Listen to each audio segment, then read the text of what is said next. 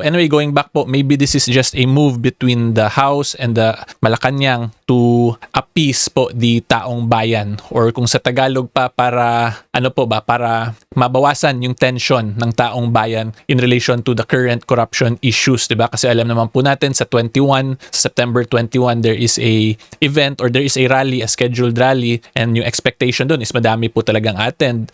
So baka yun yung tinatry ngayon i-control ng Malacanang at ng House of Representatives para hindi uminit talaga yung ulo ng taong bayan.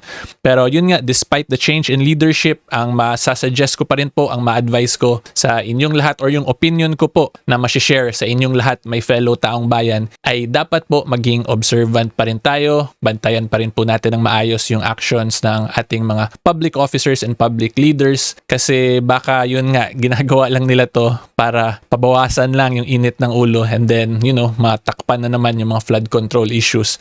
At kung ganun nga yung objective lang nila, edi sino ba yung lugi in that situation? Of course, yung maging lugi pa rin po is tayo, the taong bayan, kasi yung pera lang natin nasasayang, 'di ba? Basically, hindi masosolve yung actual flood control and corruption issue. Okay? So yun po yung mga personal opinions and observations ko as to the matter.